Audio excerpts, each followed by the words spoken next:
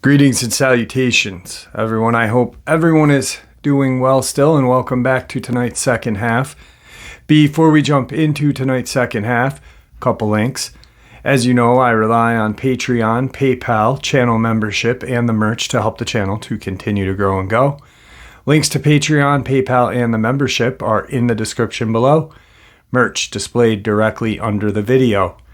Also, Dogman Frightening Encounters, Volume 1 through 3, the audiobook versions. They were written and researched by Tom Lyons, narrated and produced by me, Jeff Nadolny. Those audiobooks are available on Audible, Amazon, and iTunes, links to which are also in the description as well. And finally, last but definitely not least, if you'd really like to help support this channel to continue to grow and go, simply subscribe. It does not cost you a cent. Click that like button, takes half a second. If you do not want to miss out on any of the informative uploads I put out daily, click that bell icon, and folks, please leave a comment. Why? Well, because all of these things, they really do help this channel to continue to grow and go. And yes, folks, they definitely matter. Now, everyone, I have taken far too much of your time. Let's jump into tonight's second half, shall we? Today's first terrifying experience. I live in southern Georgia, near the Okefenokee National Wildlife Refuge. It's more rural wilderness here than people realize. The Okefenokee is 402,000 acres and home to all kinds of wildlife not seen anywhere else in the world. My uncle is a park ranger and has worked at the Okefenokee for 15 plus years. Back in the early 2000s, park rangers at Okefenokee had a ride-along policy, whereby they could take friends and family out with them for their shift. Often this was done for local officials, wildlife advocates, etc., but some rangers would randomly take family members as well, just for fun. I'm not sure this was formally approved, but I know my uncle had taken just about every one of our family members at some point in the time. The event I'm about ready to share with you happened in April of 2007 while on a ride-along with my uncle. I was 20 at the time and had just gotten back from college for the summer. My family was on an extended vacay already, and I had about a week before I was to join them. I had asked my uncle if he wanted to go fishing, and he suggested to come with him on a ride-along instead, just for the fun of it. At the time the Bugaboo Fire had started, we weren't too close to it. Most of the park's resources were dedicated to the fire by this point. But my uncle and I were definitely not near it. I had met my uncle at the Bolt Center after dinner sometime, and we had gotten on an airboat. The other ranger who was supposed to come with us was called to fire-related issues. I remember this because that was actually the first time I had learned of the fire, listening to him talk about it on the phone. Then my uncle filling me in. So we head out, just the two of us. I don't know for sure, but because we met at the Bolt Center, I assume we started west down the waterway. I don't know where we went other than this, as it was getting dark and I had no idea really even where we were, and I really didn't much care. About 30 minutes in, we found two kayakers night fishing, which was not allowed at night. Before we got up close to them, my uncle said they were regulars here. He was supposed to accompany them back, but he said he was confident they'd be fine going back on their own. We stopped next to them, and they started talking. They were breaking the rules, but obviously they were friends with my uncle. They said they had seen more gators in the water than ever before. My uncle had mentioned this on our ride, as we had seen dozens. But he didn't say much about that. But these guys insisted it was unlike anything they had ever seen. He said literally thousands, plus lots of other wildlife close to the shore. My uncle blamed the fire, and they agreed. It was spooking the wildlife and driving them to the waterways. These guys insisted we follow them up a few hundred yards to the fork in the creek, and we did. I kid you not, more than 1,000 alligators in a tiny little area, packed like sardines. It was something to see. It was just about dark outside, but the airboat had a massive light on the front, and it was just amazing. They were almost layered up on 2 levels. That's how crowded the water was. What amazed me most was how close the kayakers were willing to get to these gators. Anyway, we sat there a couple minutes. My uncle was fiddling with his camera to photograph the event. Lots of bellowing and small fights here and there. The gators weren't huge. They don't get that big in South Georgia. Not like South Florida, but the night was awesome. Then, after maybe 2 minutes of looking, mayhem broke out. We hadn't moved at all in the 2 minutes, and the gators didn't seem to mind us much. But something spooked them, and for a solid 30 seconds the water was just insane with gators flopping all over the place, scrambling under the water in every direction. The kayakers bolted immediately as the gators were hitting their boats. My uncle seemed unaffected, but was photographing everything. That's when I saw what was the strangest animal I had ever seen in my life. I say animal only because this was definitely no person, and it's hard to even explain. It was like part bear, part primate. I only had peripheral light from the airboat to see this thing, so I really couldn't make it out too well. I say bear because of the black sheen on the coat, but I later wondered if that might have been because the coat was wet. It was thick fur either way. Primate because of how it moved and turned its roundish head, though it was walking on all fours. I could barely see its eyes. I only knew there were eyes because of the reflections in the dark. This thing was big, the size of a large bear, thinner and more wiry. The angle of its limbs were just downright creepy, and its dexterity, moving slowly along the shoreline, gave me the goosebumps. It almost moved like a spider, using, like I said, all fours, but not like a horse would, like a spider, which I know sounds strange. But that's the only way I can describe this thing. It was right up to the edge of the creek looking at us. I didn't think to see if the gators were swimming away from this spot, but it was just mayhem in the waterways anyway. I pointed and yelled something unintelligible, but he kept photographing the gators. I didn't even know what words to say. I think I just said WTF. My uncle wouldn't have known I was talking about anything other than the gators, so he never even looked up. I looked back at him to try to get his attention, but looked right into the boat's crazy powerful light. When I did that, then I couldn't see anything again. When I looked back at the shore, by the time my eyes had adjusted, maybe 60 seconds later, the creature was gone. No photos, no other witnesses to the creature. I started to tell my uncle what I had seen, but I felt like an idiot when he gave me this very suspicious look. I know almost nothing about the outdoors to begin with, so I just shut my mouth. But somewhere there are photos of the gators, to at least prove this. I've seen those because I saw my uncle showing them to my dad a few weeks later. Anyway, I was on edge much of the rest of the night. My uncle dropped me back off at around midnight. He kept working. I went home. I literally had goosebumps the whole drive back, feeling like I had seen that thing on my drive. I've done some research into skunk ape and such, just so little evidence of this. I don't know what I saw that night, but it was something. One question that's boggled me was why so many gators. I actually wondered if this thing was feeding them. I've only ever seen this many gators piled up at a gator park during feeding time. I really believe this creature was feeding these gators. Then, when it moved a certain way or somehow our boat got too close, they got spooked. But nothing else explains this except maybe the fire several miles away, though the fire was, to my memory, not a big deal at this time yet. Today's second terrifying experience. I'd been living in Brabant, the Netherlands, for a while, a few kilometers before the border of Belgium. A few weeks ago, I went on holiday to Wichland, Belgium. A few family members of mine live there, so I stayed overnight. I'm very fond of walking, and I do that every day. I went for a walk on a Tuesday evening. After having walked for about a half an hour, I walked over this bridge. It was very quiet, almost unusual. This I found not really strange, but just giving me peace. I stopped just at the edge of the bridge to get some water from my backpack. At that moment, I heard something that sounded like iron coming against something.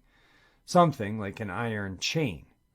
I heard it very softly the first time and thought it was coming from afar, so I thought nothing special.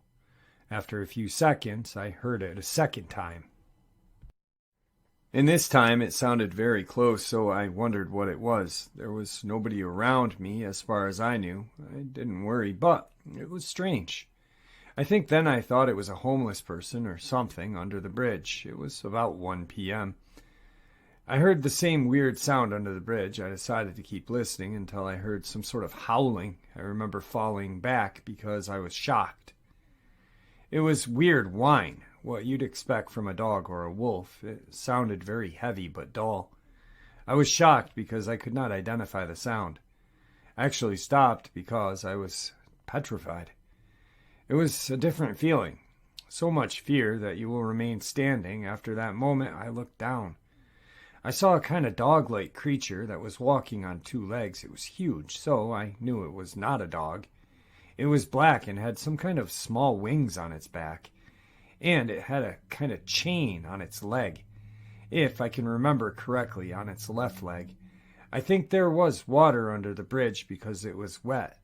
At a moment, it turned around and looked into my eyes. They were dark. The creature's head looked a bit like a large wolf, and at that moment I knew I had to run. I stumbled a few times and sprained my ankle.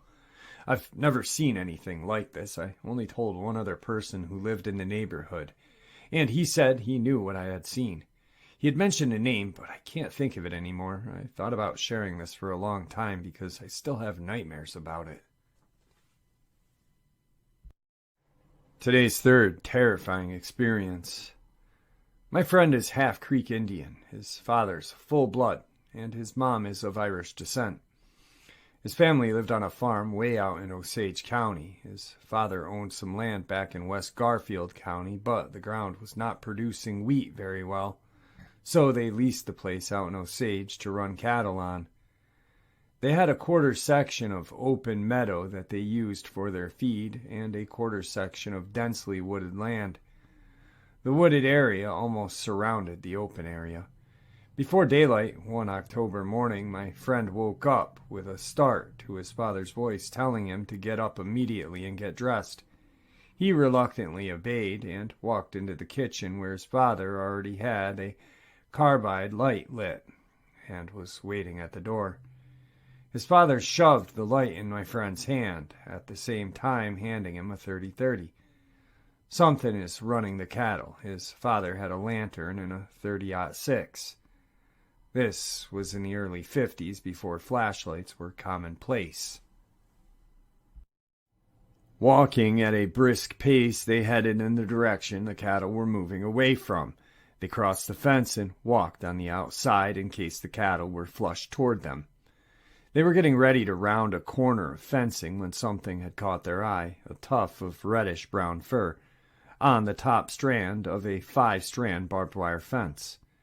As they approached, they could barely see some blood on the ground on both sides of the fence. They were preparing to head into the edge when they heard a heavy thud. 10 yards in front of them, the remains of a calf lay on the ground. His dad detected movement behind a tree, raised his rifle, and fired. Something large and brown stood on 2 legs and ran off through the brush toward the back of the property. They listened to it until it was no longer audible. His father put out his lantern. They almost ran back to the house. At daybreak, his mother was sent into town and told to stay there with a friend until they came for her. Just before nightfall, they both climbed a big oak. About 30 yards from the house, they waited. Sure enough, about an hour after dark, something started moving in. They could hear it walking in behind them. Every now and again, they could hear it stop and sort of snort, like it was smelling the air. The night had become overcast, and a little breeze had kicked up. They waited. Soon they could make out a dark figure breaking the tree line about 25 yards away.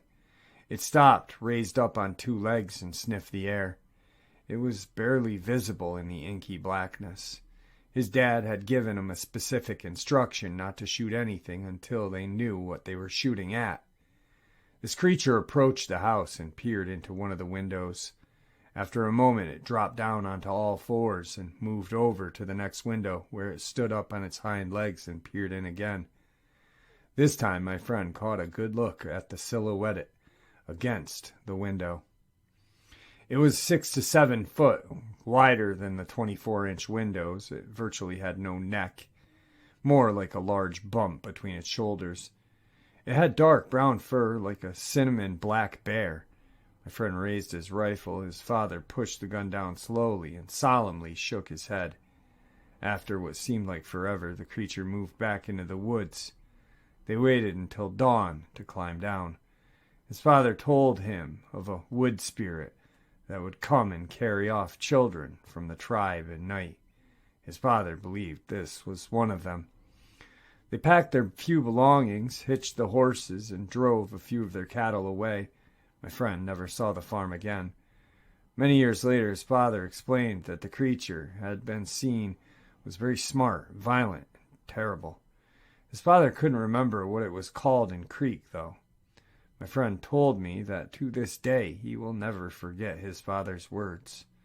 "My son, never ever shoot at that creature. It will kill you." Every time I remember this story, I still get goosebumps. I decided to do a little internet research and found a Creek legend about a man-eating, hairy, gorilla-like creature called the Kolowa. Today's fourth terrifying experience. This experience is burned into my memory, and I will never forget it, even the small details. I'll share it with you exactly how it happened. I grew up in the high deserts and mountains of southeast Idaho. Most of my life was spent outdoors. Whether I was on the back of a horse pushing cattle for local ranchers or hunting elk, or on foot hunting rabbit and deer through the sagebrush. I was given my first .22 rifle when I was 9 years old and spent every minute I could out in the lava flows hunting rabbit, rock chuck, and sage hen. I remember several times that my mother and father would drop me and my best friend off somewhere along the lava and pick us up at the same spot 3 or 4 days later after many miles of exploring and living off the land. All we would take is some water, shells, and a knife. When I got older, and we had our own vehicles, my trips got a lot longer and a lot further into the desert. As I write this down, I can still smell the sage brush and feel the desert sun on my face. I love that Idaho desert more than any place on this earth. I feel more comfortable out in the desert 30 miles from the closest person than I do in my own living room.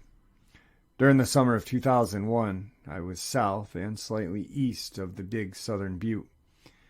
I had spent a couple of days looking for arrowhead. Everything had been pretty normal. I walked for miles and found a few arrowhead, a few dead coyote and deer, pretty normal. At this time in my life, I always had my dog with me. He was a huge Chesapeake retriever that weighed a little over 100 pounds, very protective of me and my belongings, and was meaner than he to anybody who acted suspicious or threatening. His surly demeanor towards anybody who messed with me or my stuff earned him his name Kane with my family and friends. The name stuck. Kane loved to go anywhere I went. He loved to go out to the desert and run around, never getting too far away from me. I always felt very secure with him around because he had proved time and time again that he was aware of every living thing that approached us out in that desert, and if that thing was dangerous, whether human or animal, he held no qualms about tearing right into the middle of them. In fact, he enjoyed it. Anyway, we made our way back to the pickup truck an hour or so before it got dark. I gathered up some juniper branches and sagebrush to make a fire. I cooked up some dinner for my dog and myself and settled into a hammock for the night. There's nothing better than sleeping in a hammock while outdoors. Unfortunately, we don't have a lot of trees in the desert, so I would find a juniper or a fence post and park my pickup close to it and tie one end of the hammock to the pickup bed and the other to the fence post or tree. I spent many comfortable nights rigged up like this. This night was no different. I climbed into my hammock and was soon fast asleep. A couple of hours later, I woke up to raindrops. It had started raining pretty hard, and I was getting pretty wet. I quickly threw all of my gear into my hammock, untied it from the fence post, rolled it up with everything inside, and tossed it into the back of my truck with a tarp over it to keep it dry. With all my gear safely stowed, Kane and I crawled into the cab of the pickup and settled in for a dry, if cramped, rest of the night. At around 3 in the morning, a strange sound woke me up. I was reclined back as best as I could in the driver's seat, and Kane was sitting up, alert on the passenger side. He was growling very softly, and the hair and shoulders and neck were standing straight up, a very menacing and intimidating sight. I was glad he was on my side. He was looking over my shoulder out the driver's side window. It was a quiet growling that had woke me up. I didn't move, but just opened my eyes and looked around by moving my eyes in their sockets. It had stopped raining and the clouds had gone away. The sky was now clear with a bright, almost full moon overhead. It was bright enough that I could see Kane very clearly. I wondered what he was focusing on. I just lifted my hand in front of his nose. I really don't know why I did that, but that's what I did. I never even really looked at me, but he moved his head to the side so he could continue to watch what was outside of my driver's side window, continuing his quiet, threatening growl. I'd never seen Kane so focused on anything the way he was now. It sent a shot of adrenaline through me. I was immediately awake now. This gave me goosebumps, and the hair on my arms and neck were standing straight up. I was scared to turn my head and look out the window. I wasn't sure that I wanted to see what was outside. I slowly summoned the courage and turned my head to the left and looked out my window. About 50 yards away, slightly behind the truck and moving its way closer towards me, was this large, dark figure. In the bright moonlight, I could see that this thing was covered in long, coarse fur. It was walking on its hind legs, moving like a man but different. Its arms seemed longer, and they were kind of swaying as it walked. The moon shone through the hair around the outside of the body, and the dark, solid shape underneath was visible. It was moving in slow steps towards me. Every step, it would stop, crouch down, wait a few seconds before moving ahead a couple more steps, exactly as my dad taught me to do while stalking deer and elk. I have no idea if this creature meant to do me any harm, but seeing it move exactly as I did when putting the stalk on deer with me as a target of its attention did not make me feel warm and fuzzy inside. My mind on overdrive. Imagine my reality of what exists and doesn't exist in this world was suddenly, and without much fanfare, turned upside down. At the same time, for the first time in my life, it would happen many more times in the near future, in a crappy place called Iraq. Genetically inherited, but deeply buried alarm bells were screaming inside of my head. My subconscious recognized the danger and demanded that I do something, while at the same time dumping bucket loads of adrenaline into my system. My thoughts jumped immediately to my pistol. In the same instant, I remembered that it was rolled up in the back of my truck in the hammock, under a tarp, completely useless. Not that my pistol would do any good. As this thing got closer, I could see that it was big, probably 7-8 feet tall and solid. It moved like an animal that is very heavily built, but is quick and fast at the same time, like a tiger. Kane had gone from sitting to standing on the seat. His hair was standing straight up, and his quiet growl had turned into a savage snarl. What a dog! Here's this monster outside of my truck, and my dog is ready for me to open the door and turn him loose. My mind quickly switched from fight mode into flight mode. My keys were in the ignition. Without taking my eyes off of this thing, I reached up and started the truck. The creature was less than 30 yards away now. When it heard the engine start up, it crouched down lower to the ground than it had crouched before. The top of its pointed head was just above the level of patch of sagebrush that happened to be between me and it. My pickup was nosed up to a lava rock wall. The only trail out was to my right and behind. There was large lava rocks scattered on the ground, so I had to make an over 180-degree turn while backing up and be lined up with the road. I threw the truck in reverse and floored it, turning on my lights at the same time. As I swung through the turn, my high beam swung right across this creature.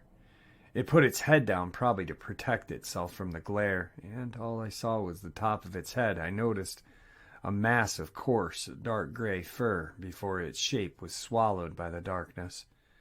I drove down that 2-track desert road way faster than I normally would. My truck was bouncing over rocks and plowing over sagebrush. When the curves were too sharp to take at that speed, Kane and I were bouncing all over the inside. I drove that way for several miles, continuously looking behind me until I calmed down enough to slow down. I drove out to the main road and stopped to mentally go over what I had just seen. But stopping out there in the dark was too much. I ended up cutting my trip short and just went home. Tonight's final encounter. I'm not a big believer in the paranormal or supernatural, but I've always been open to the idea of such, given some type of evidence. About a couple nights ago, I saw something that I still cannot fully understand or explain. A little backstory. I live in mid-Michigan in a small residential suburban town surrounded by cornfields. You know the type. However, I do live in a more populated area as my parents' house, where I currently live, is located within walking distance from our downtown. Our street is by no means desolate, dark, or isolated, and most of the houses are fairly close to one another. A pretty urban setting, given the town itself. All right, back to the other night. It was about 2:30 in the morning, and since it's pretty normal for me to be up that late, my dog and I have developed what I call our little routine. He comes to my door, lets out this huff to inform me that he's there. Then we go downstairs, where I let him outside through the front door to go to the bathroom. After completing his business, he comes in and we share a midnight snack of ham straight from the fridge. Now, keep in mind, my dog is extremely well trained and pretty old. He does not need a leash or a fence to keep him from running away. He always comes right back after he's done.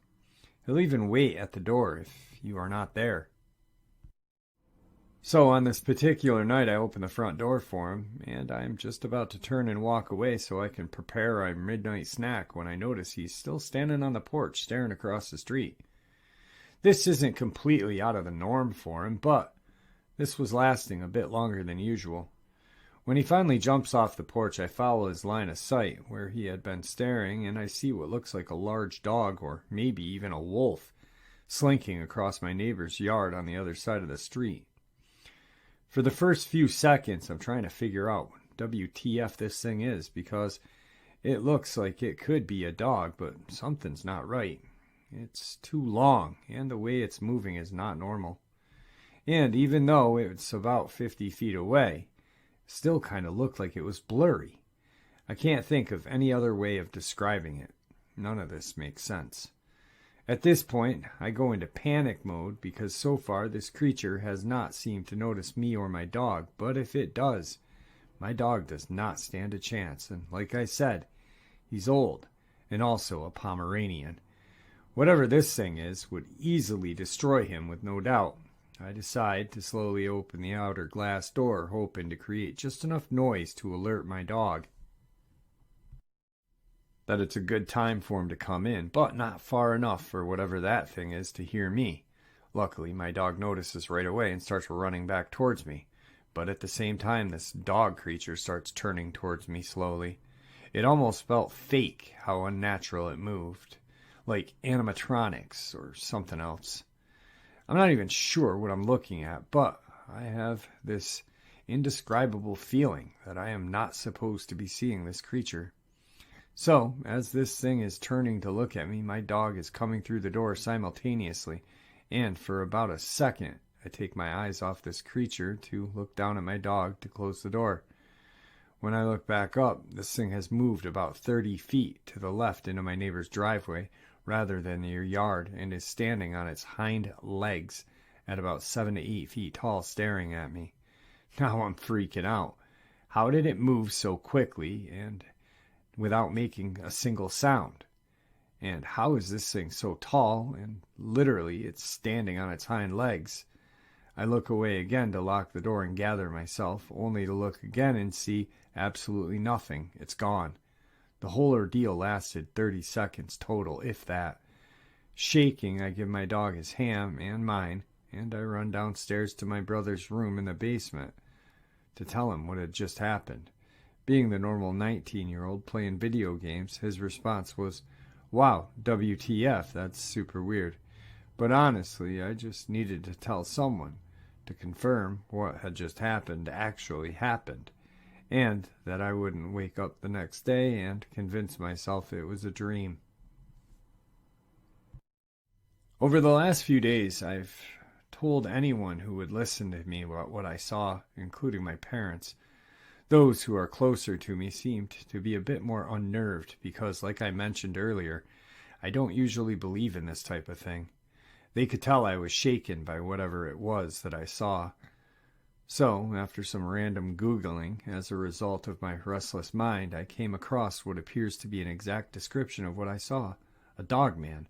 I had never heard anything about this creature before, but I am now fully convinced I saw one in front of me with my own eyes, and it saw me as well. Alright guys, I hope you all enjoyed tonight's second half as much as I enjoyed sharing it with you. I'd like to thank you all for supporting this channel. Your support is truly what makes this channel so special and what continues to make it grow and go, so thank you. With that being said, please everyone stay safe, happy, healthy, and ever vigilant, keeping an eye on your children, the most precious commodity this world has, our pets, our family, and friends. Share a little bit of information that we share here with each other on a daily basis with those that you love and care about. It may just save their life someday. God bless you all.